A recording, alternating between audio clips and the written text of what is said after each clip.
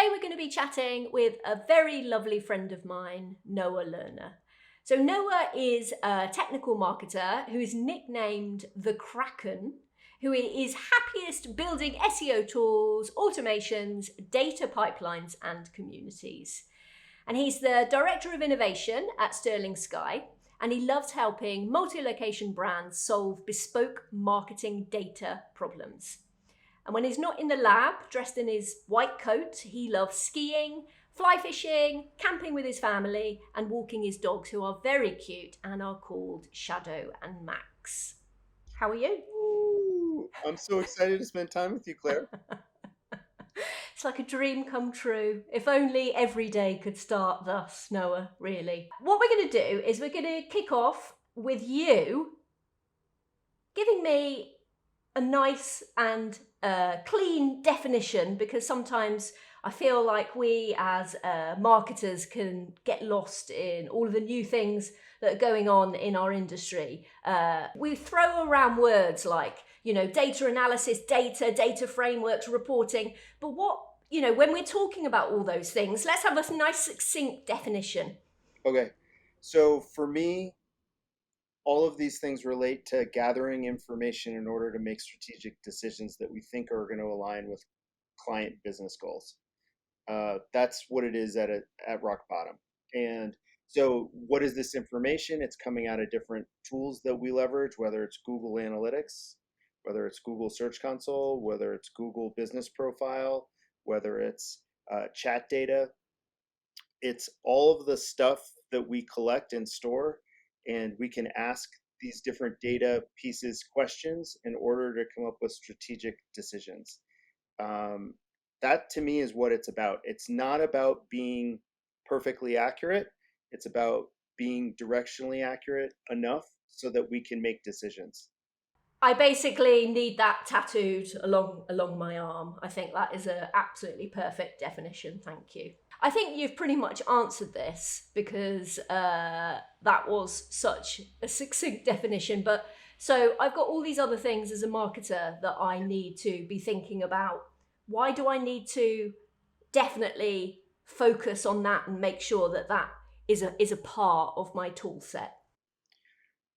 Well, the first thing is we need to know what client goals are, right? At the beginning of our engagement or periodically, we need to like have those conversations to make sure that we're aligned around them. And then once we have a sense of what that target is, we're going to know where we need to find information that'll help us understand what strategies to take in order to get them, right? And so if you don't have a way of looking at the information that'll help you hit the target, it's going to help, it's going to really hurt you in terms of your ability to kind of accomplish those goals. So that's why I think it's important to be able to have the information and a fluency of which ones to look at in order to kind of come up with strategies. And then on the reporting side, it's really about telling the stories to our clients so that they know that we're working towards the goals that matter to them. And that's what's important. It's not like necessarily looking at traffic, and it's certainly not looking at rankings. If we're doing like B2B type businesses or lead gen type businesses, it's all about the leads. And if it has an e-commerce component, it's all about the revenue. And so when we come up with our reporting strategies, it's all about telling the stories that show progress towards those business goals.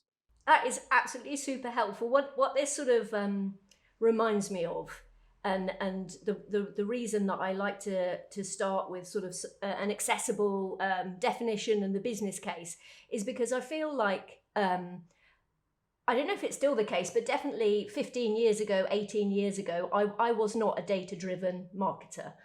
I was working in SEO. We were reporting every month. We spent 3 or 4 hours doing that report, and it was all about bounce rate, and it was tracking all sorts of metrics that weren't necessarily useful for the client, nor were they doing any of the things that you've just described. They weren't telling a story. They weren't carefully thought out, based on the business objectives. So I wonder, how many organizations, how many marketers, how many businesses are still sort of walking around with their eyes half closed when it comes to sort of data and reporting and analysis, are just bumping into things because they haven't had their eyes opened. So that's what I'm always excited to talk to you, but I'm particularly excited to talk with you because I feel like you're so good at just opening people's eyes and explaining things. Why do you think that identifying data points, that data analysis and reporting are such are so hard for some people to get their heads around or to understand those processes, whether they're businesses themselves or they're marketers or whether they're agencies? What are their barriers? What's really interesting is I built a tool while at 2 Octobers over the past couple of years called Branch Tools Explorer.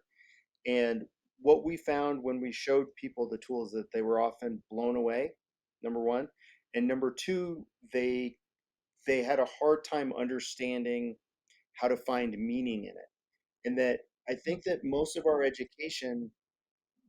us came from interesting backgrounds like bachelors of arts or studied history or English or philosophy, but not necessarily having a stats background or having taken math or maths, as you guys say, in the UK, in UK, but but so like they don't have like a real fluency with like how to extract meaning with looking at data, and that was like the big one of the biggest takeaways I've had over the past couple of years is that everybody's talking about like what's new, whether it's AI or Chat GPT.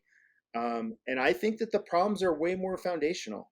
Like in terms of driving performance, it's a people problem and it's an execution problem and it's finding basic insights problem when looking at like data that's coming out of any tool, whether it's Search Console, Google Analytics, whether it's Google Business Profile.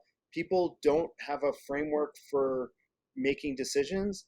And often, I think the biggest skill set, and this is something that a pal of mine, Arnout Hellemans, talks about a lot, is having like a mindset that really loves to solve puzzles. Like and like trying to figure out what the problem is and finding a solution is not a linear thinking kind of thing, but creating a process that is linear, to kind of understand how to build a strategy or solve a problem is the core kind of skill set that people need to kind of focus on in the future. um, that's on the like hard skill side, and on the soft skill side, it's how to get along with people, how to motivate people to take action, how to inspire, how to get buy-in. Those are the skills that are going to get the analysis put into action, and then having like a testing mentality where you have ideas, um, that you want to test, you execute the test, you analyze the results, and then you form new hypotheses, create new tests. And the speed with which you do that drives performance faster and faster. So those are some pieces of a framework that we would call, or that I came up with in in um, in coordination with Nico Brooks when I was at 2 Octobers, and we called it the 2 Octobers way. What I wanted to say and to ask you about, because this is something I've seen you talking on Twitter about recently, and also something that I've been thinking about, is the changes that we've had. So some of the sort of business critical things that are reported in Google Business Profile, what was insights became performance. And then so we were offered the chance to look at this new dashboard for a long time, and now the old dashboard is gone, and along with it a lot of metrics that people were quite fixated upon, some of which were a bit useful, some of which probably weren't very useful. And then what's happening with the API? Why have we got multiple? did you mention like multiple APIs and all of these different data points that are just moving targets? Please tell us what we can do, Noah. So Google Business Profile, back when it was Google My Business, had an API that had a whole bunch of different endpoints and went through a whole bunch of different versions. It got up to 4.9 was the last version, and then over time Google started deprecating all of the different endpoints and turning those into a new API called version 1 of the Google Business Profile API, and there's a bunch of endpoints of that. And when they changed the performance stuff, they changed how they measured them, and they've also made some changes and not others. So, like for example, when you open that performance dashboard inside the new merchant experience, and you see phone calls, and you see website clicks, and you see direction requests, those are all based on the new API. But then when you're in the dashboard and you select a location and you go into that drop down in the GBP, the standard dashboard, and you choose actions and then insights, and then you can download your insights, whether they're phone data or their performance data. Those metrics are based on the old API, and they Oh, don't hooray! match. They don't match. So like you'll see one of the columns is like phone call actions in the old API, and then when you compare it to the new data, they're off by 100%, 50%. Not like one or two calls a month, but like radical differences in how they're coming across. And for me, I feel like there's it makes sense to use the new data, and the new data is available through data providers, whether it's someone like Jepto that I think is doing great work, um, or you can get the data yourself via the API, or you can, I guess, manually write the data points down from the performance dashboard, which is super annoying. You could use supermetrics too, actually. Um, I think it's important to transition over to those ways of thinking, because I think that and the way that they're different, I think, is that they're deduplicated in the new version of the API. And where if you did multiple actions in the same session, that they would count them each time in the old version. I think it's deduplicated in the new. So I think that's how the data is different, but I'm not positive about that. I couldn't get an answer fast enough before our talk today. When people have questions about like the data points, like, well, what is this? Where does it come from? What does it mean? Yeah, Say, for example, website visits. yeah, So when I was looking at that metric, I was thinking, oh, goodness me, this is going to give me all of the people that click through from anywhere on my business profile to my website. But now my understanding is that's only actually the people that click just from the website link rather than if they click to your profile from all of the other parts. Do right. you, where do we actually, because in stuff like Google Search Console, Yeah. people like yourself and Glenn Gabe and other people and Lily Ray are writing things about, oh, well, this is where that data comes from and this is why this is this. Where can we find out stuff about like the Google Business Profile data, what it actually means and what they're measuring? Great question. And of course, everything's obfuscated a little bit. And what I mean by that is that depending on the device that the user is using, impressions are tracked differently. On a mobile device, you can't see impressions of your Google Business Profile inside Search Console, because there's no impression, there's no website link on a mobile device. And some categories, I believe, on desktop also don't have a website link, which means that those aren't going to track impressions inside Search Console. And then, but when you're thinking about the website clicks, I think the thing that makes the most sense to me is using Google Analytics to track all clicks, probably as GMB as a source, and then and leveraging the campaign also information. that's how we're setting Mhm. up our filtering is like Google Organic is the source medium, and then the campaign is going to be GMB. It's just interesting if Google has decided, well, we're gonna. And again, that's another thing that we've chatted about before is this um, not comparing data from different sets. So obviously something that comes from Google Business Profile is going to be something very different to what you see in analytics because you'll be measuring phone calls and clicks and stuff in lots of different ways. So between data sets, obviously you need to be aware, but even within data sets, when they suddenly change how they're measuring things, like for example, you knowing that, and this is something that Joy told me, is that driving directions can be affected by driving direction requests of other businesses at your specific address. So it's not on an address level, it's actually on. So if you're in a very, very busy building with lots of other businesses that have people that visit them in store, and then you move and you're like, well, why have I got so many less interactions in terms of driving requests? Well, it might be because your bucket was being filled by driving requests from other businesses. Totally. And Joy has been, I think she's brilliant, right? Like I'm super stoked to be part of the Sterling Sky team. But like yeah, she her big thing, not her big thing, but one of the things that she and I talk about a lot is just looking at impression data at all. Like impression data in Search Console is a little bit, not even a little, it's pretty wonky based on a couple of things. Like let's say you have a rank tracker or you're competing in a domain where other businesses are likely to have rank trackers going. Rank trackers running or creating impressions.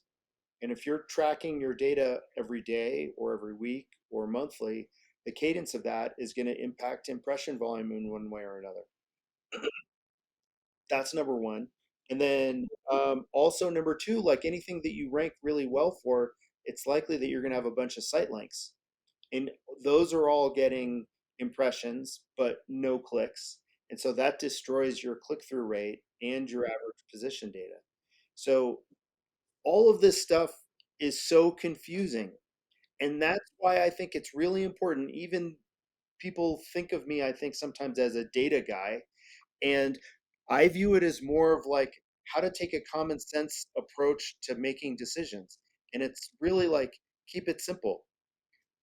All of the data has problems, and so treat it directionally, meaning how how can I keep it simple? Am I seeing enough information to take action? Am I seeing enough information to argue for budget? Am I seeing enough information where a strategy to accomplish this business goal makes sense or not? Like that's to me how we should use data. I don't know if other people agree with that, but I think trying to be totally, absolutely perfect and absolutely precise is just not inside the realm of reality. Mm-hmm. And it's not something that, if we're using Google, it's not something that Google wants to tell us anyway. It's Yeah. just having an understanding that this is the data that we have. There Yep. are bound to be fundamental flaws, but can we get can we get a sample that is big enough for us to, what is my hypothesis, blah blah blah. We'll get there in a moment. Yep. Thinking about Looker Studio, like, do you need to be super duper really clever within that to use it, or is there a way for people to, especially with Google Business Profile, are there templates? There's no native connector, so that's an issue. So I actually think that Looker Studio is a really important tool in the way that I make decisions. Um, and I think the most important thing is it's a tool for getting answers to questions. And I think if people start by embracing just a couple different ways of looking at data in Looker Studio, they'll find it to be really powerful. The first thing is embracing building a table of data, and it uses things called dimensions, which are the named things that we want to get answers about, and metrics, which are the numbers that measure things, and trying to get a sense of of how to use it. You start with a question. What happened on website clicks last month? And so you can start with the website level data, and then you can drop in a metric called web clicks, and you can kind of get an answer to that question. If you want to understand what sections of my website saw more data or less data, then more clicks, less clicks, then you can start to segment your website by directory structure, and then you can see which website section had more traffic and less traffic.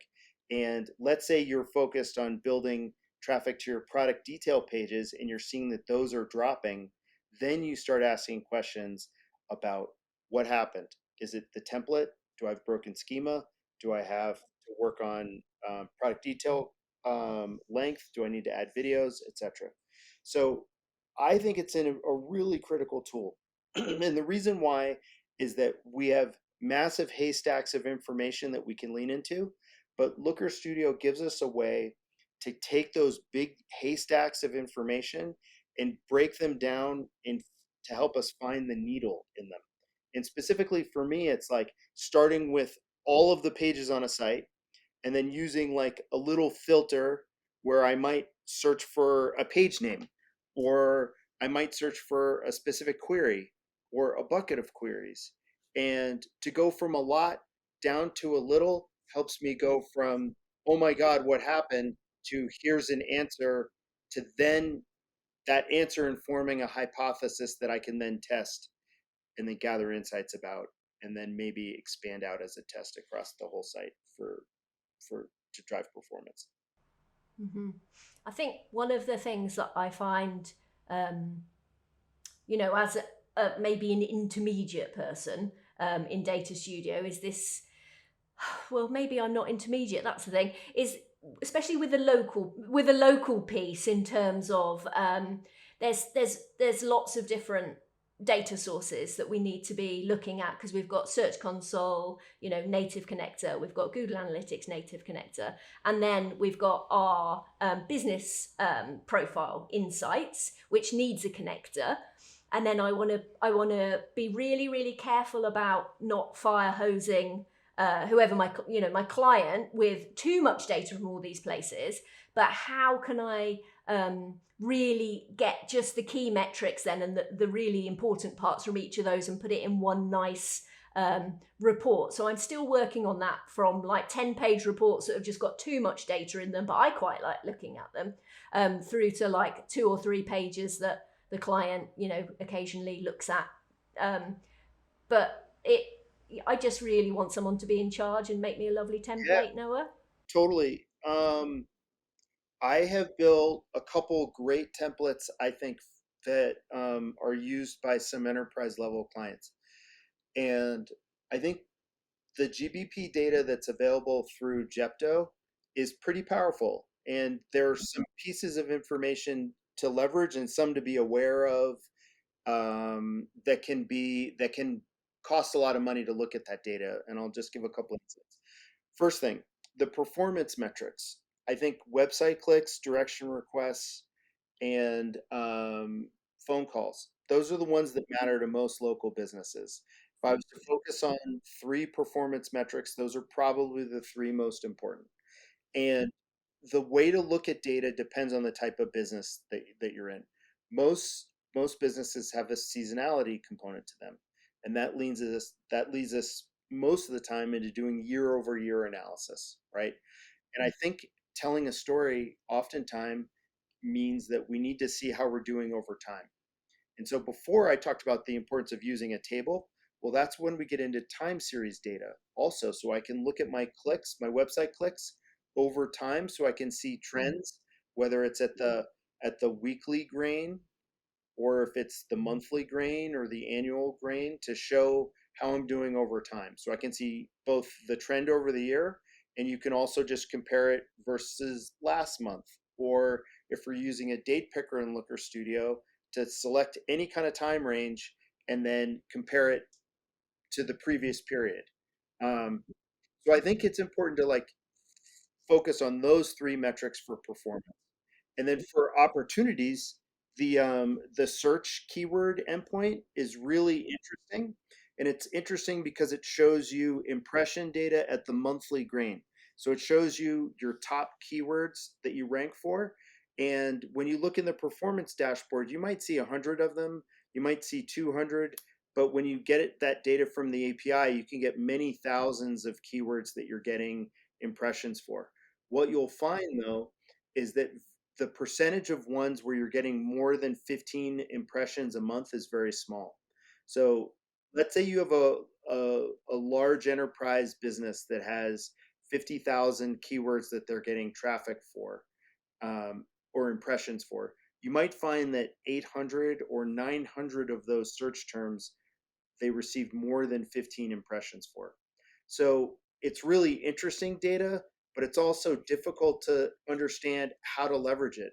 And I'll explain what I mean. To go back to that enterprise example for a second, and they let's say you have 100 locations, then you have 50,000 search terms for each of those locations, and looking at all that data aggregated together can be expensive because it's just a lot of data in a database.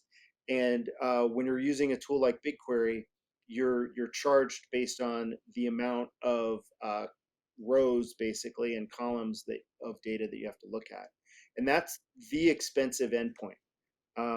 And I think what you're going to find when you look at that data is it's really branded. You know, it's a lot of branded data, and it's a lot of this head termy type stuff. You're not going to see super long taily stuff for content opportunities. You're going to see stuff that's very aligned around the primary categories, secondary categories, the brands that you sell, and a lot of that is powered by your GBP landing page and the pages that it links to directly. What I in just speaking about those key data points that you just mentioned, the interactions data. Another thing that makes me very excited about pulling in that data into a dashboard, especially with multi-location, is the reviews data over a period of time, because I find it so powerful in terms of, okay, well, let's have a look at the month of June or the month of July, especially month by month, and then comparing review velocity, average reviews for that date, and then you can do that at location level, and you can like as a business that is either identifying strengths at a location or identifying and working on weaknesses, the idea that you can look at a corpus of reviews just for that month, look at where it's going, and then you can, what the next step that I would like is someone to be able to take the textual content for the reviews and again analyze that data to pull out those themes, so you can see that it's because it was Bill, that's the reason that we had the bad reviews, or the reason that we had that bump in excellent reviews was because of, I don't know, name of another staff member. I like the idea that you could be really granular about, okay, well, what are these reviews telling us about a location by location basis? How can we get the same velocity and the same average reviews at this location that we're getting at this other one? I do That's why I think like in terms of using the tools to help you answer the questions. I've got lots of questions, but I'm not sure I've got the ability to get the tools to answer them. So that brings up my next question: is what can agencies and marketers do if they're not NOAA? I think that data is going to be fire hosed at us. And I think that being more technical rather than less is what the future looks like. Whether it's leveraging APIs or leveraging artificial intelligence or chat GPT or whatever other flavor of it is in the future, I think that be our future looks more technical rather than less. And I think that the playing field is both simple and that it's a people execution problem. But I think finding opportunities and strategies, and the ability to do stuff more efficiently at scale, because like profit margins for agencies are such that like being efficient really matters. I think having someone that can help your agency be more efficient and work with data and find opportunities is going to be like what the future looks like. I was brought in by an agency to speak about, hey, how do we scale our agency to go to that next level? And that's what I talked about. I thought it was critically important for people to become more fluent with information and with tools generally to be able to do stuff more efficiently and find opportunities faster and to actually make the execution side faster too. Brilliant. I love that. And just in terms of if someone's sitting there thinking, well, I'm not that technical person, it's like, well, stop, don't worry, because that's sort of the point is if you're sitting there and you're like, well, these are my problems, these are the answers that I need. This is the type of data that we have to work with. There are lots of people, well, not lots of people, it's a growing market of people that can actually come in then to help you solve that, to build out the data collection, the sort of frameworks for delivering, that data so you can analyze it. So Can I think I actually have a good answer to your last question that's a little bit it took me a little while to think through it, but like um a piece of it is being comfortable exploring and playing with the information. And there are so many times where I've come to insights only by spending the time that was necessary to look at the information.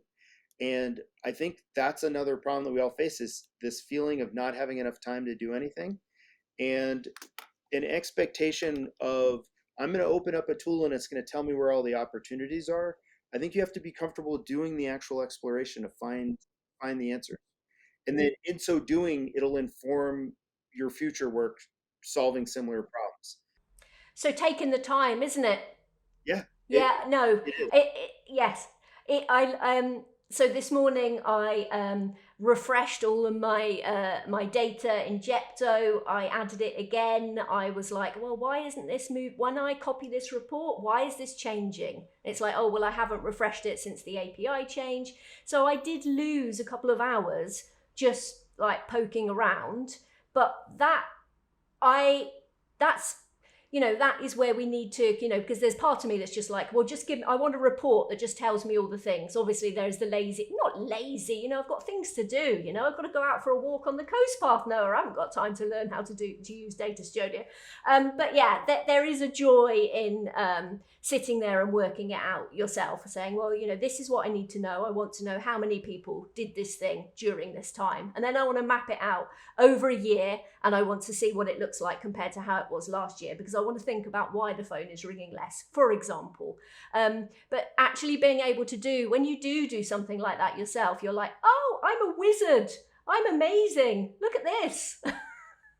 For me, it's simple things like let's say you connect Looker Studio to Google Search Console and you use either of the two connectors and you download all of the search terms for the past year for a business, and then you export that to a Google Sheet, and then you alphabetize that Google Sheet, and you might have 200,000 search terms. If you spend a half an hour, this is awful, but if you spend a half an hour and it's a new keyword universe for you, like you don't have experience in that vertical, and you just scroll and scroll and scroll, it sounds like a horrible waste of time, right? But it'll give you a really deep understanding into the entities that are involved in that business's keyword space, all the modifiers, how people build their queries, how they like put the modifier in front or after the entity. You'll see how people use numbers. You'll find all kinds of opportunities. And as I scroll through that, I'm like, all right, top of funnel opportunities, middle of funnel opportunities, bottom of funnel opportunities. And I'll scroll through and I'll have all kinds of insights. That one exercise can almost fill a content calendar Mm, for 6 months. mm, mm. I love it. And that's the sort of where I think that all of this is, it's art and science. That you can't just output this and say, well, this is this, let me just cluster all your keywords. These are actually all the things you're going to write about. It's like the keyword research course that I wrote is very much based on, we use this tool, this tool, this tool. We can pull all of this data into this one place, and then we need to use our eyes and our brains to actually look at those words, because you have to actually immerse yourself in it to really get all of those learnings. So it's like you were saying about innovation. It's about processes, saving time. But that is where we are going to stay human, is that it does need understanding and insight to actually process that data and to come up with an answer at the moment, until robots take our jobs and our brains and our lives. Looking forward to that. Now, Noah, this is the time when you get to take your pet peeve, or as Crystal said, your bugbear, or the thing that you hate, basically the topic or the concept that you want to kick up the bum and Yeah. launch All right. into space. Kick up the bum. Was that a bit too much? No, I loved it. Anything, whenever I go on podcasts, actually, my least favorite thing in podcasts is tell us the top 3 things that'll make my website rock in the next 2 months. Like SEO is complex, and I think the bar is going up. Like it's when we think about the impact of AI, like, yeah, the content isn't great, but like that's the new floor. Like that's how much effort people are going to have to put. Their content's going to have to be at least as good as that. And technically, our websites have to work fast. They have to be efficient. The user experience has to be good enough where someone could get on a site and solve whatever problem they're trying to solve. um, like people are going to have to put in the time, energy, and budget in order to win in the future. We don't know what the SERP's going to look like. My sense is that a lot of the sort of like work that we've done to win rich results is going to sort of play into how we win with AI type questions. But it's not simple. Like the work takes time and a lot of effort, and it touches a lot of different things. It's look, it's feel, it's user experience, it's performance, it's messaging, it's all kinds of stuff that's not like a 2 to 4 month effort. It's something that's going to take consistent work over time, and it's going to need to be continuous over long periods of time because our competition is always working too. Mm. And like you say, it's the SERP changes. Critically, how this new, how the search experience looks, we're still not sure. We don't know. I'm just waiting for someone else to tell me what to do. Again, I'm not testing it at the moment, but we will respond to that because we will see how people, we'll start to use it ourselves. So we'll think, how as a consumer or as a searcher of information am I using this? What do I click on? How is this working? So it's never set in one place. Sometimes we can take a couple of weeks off and have a little relax, and then there'll be some massive algorithm update that will mean that we actually fallen out the SERPs completely. Hooray! We love working in SEO. It's such fun. No, this is something that we touched on a little bit earlier. I really like it when you can give us something to take away in terms of some sort of structure or format that has come out of your brain, because I love learning for people. So you're going to tell us a little bit about that 5-step data framework that you and Nico, it's Nico, isn't it, from 2 Octobers, Yeah. that you worked on? Okay, so decision making, and we'll break it into a couple different pieces. I felt like people had no idea how to look at data. They had no idea how to look at a table. They had no idea how to extract meaning. And I wanted a way to help people think through that problem. And so we came up with this. Step one is really, really, really define the problem. When I joined 2 Octobers, we'd have these meetings like, hey, we have this problem, blah, blah, blah. And right away, I would go into solution mode. And Nico and Chris Skavish, the other owner of 2 Octobers, would be like, whoa, whoa, whoa, whoa, whoa, whoa, slow down, cowboy. It was all about defining the problem. And understanding what we're actually trying to solve takes almost the most time because you have to really dig in to what that is. And you write down what problem you're trying to solve. And then the next step is to kind of get the information that will help you solve that question. Where can I answer that question? Am I going to get data out of Search Console? Is it coming out of Google Business Profile? Is it coming out of Google Analytics? Is it coming out of user surveys? Like where are we going to get that information? For me, oftentimes I lean straight into Looker Studio and I get data from different data sources and I mash it up together. And then we come to the stage where we're like actually extracting insights from that information. We're still in step 2, by the way. And we're writing those down, and we're going to start to see themes of insights. And after we have those insights, we're going to form a hypothesis. We're going to form a hypothesis, which is, I think if we do X, we could see Y happen as a result. And that becomes something that we then go to the next stage, which is to test. And we can test something over time, and we can test it either against itself or have like control groups and test groups of pages or section of the website that we want to compare.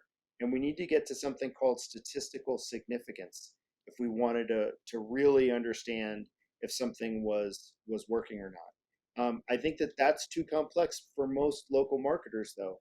And if we need to see if stuff's working, we can see, are we seeing like X more clicks or Y more impressions, and then make a determination about whether or not we saw that test as a success. And if it works on one website, then we might want to push it across other websites in the same vertical, and then other websites that are in different verticals to see if that works, at which point we can understand that it needs to go into our actual SOPs. So it's all about having tests in place, running all the time, and making changes all the time in order to kind of improve things. And so that framework that I came up with was one that really aligned with other stuff that was happening last year. Will Critchlow came out with his deck about the basketball references, right? Like the speed with which we test is how the big companies are winning. And I believe in that. I think that's really powerful stuff. And everything that we do at Sterling Sky is tested. All of our on-page stuff is tested. And I think that other local agencies, when I talk to them, they have SOPs based on best practices, and that's not going to get you very far. You really do have to actually test things to find out what's going to work, whether it's title tag length. I think most people lean into whatever quantity of pixels title tag, or a 70 character one or 62 character title tag. And then there were all kinds of tests that happened over the past couple of years that determined that you could have multiple hundreds of characters long and that they're all indexed. Finally, where can people find out more about the wonderful Noah?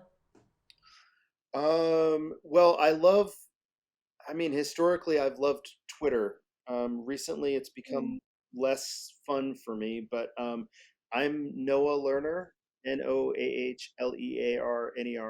on Twitter, and I'm the Kraken on Blue Sky and on Clubhouse, and I'm Noah Lerner on LinkedIn. And I want to help anyone in digital marketing become smarter and better at what they do, and accomplish whatever their goals are in this industry. So if you reach out to me, I will connect with you and I will chat if there are specific problems that I can help you with. Brilliant. And hopefully we will find a place that we can all go and hang out at soon, and build up our community again, which would be lovely. So thank you a gazillion million, Noah, for sharing your thoughts and wisdom and kindness and your dogs today with us. I'm so grateful for the opportunity, and Claire, I can't wait to see you in person again.